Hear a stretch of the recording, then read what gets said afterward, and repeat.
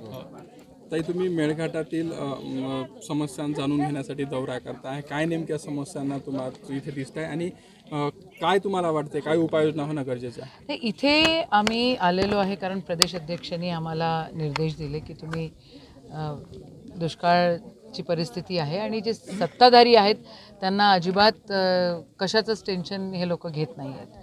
वस्तुस्थिती आहे की इलेक्शन झालेत आणि त्याच्यानंतर ही जी मोठ्या प्रमाणात पाणी टंचाई पडली, जलजीवनची कामं महाविकास आघाडी असताना मंजूर केले ते इनकम्प्लीट ठेवलेले आहेत.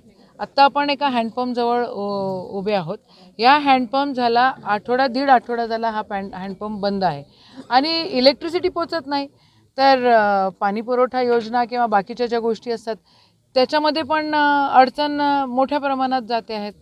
मेळघाटमध्ये काही पाणी टंचाईचे जे विषय आहेत ते कृत्रिम निर्माण केलेले आहेत.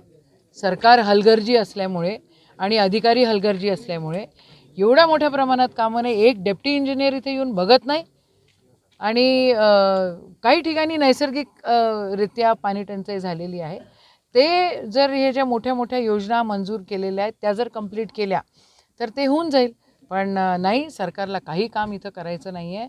सरकार फक्त इथं म्हणजे वेड्यासारखा कारभार या ठिकाणी मेळघाटमध्ये सुरू आहे आणि ह्या गोष्टीचा आम्ही निषेधच करतो. पालकमंत्री बघा ना, पालकमंत्री दिसतच नाही आहेत, आलेच नाही. ते इतके गर्क आहेत इलेक्शनमध्ये की त्यांना समजून येत नाही आहेत की इथं टंचाई आहे म्हणून.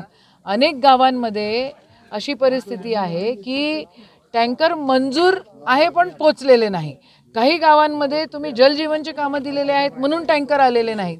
जिल्हा परिषदा नाहीत म्हणून जिल्हा परिषद सदस्य नाहीत. पंचायत समित्या नाहीत कारण पंचायत समितीचे सदस्य नाहीत.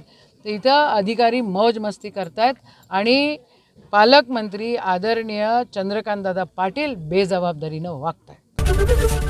एबीपी माझा, उघडा डोळे बघा नीट.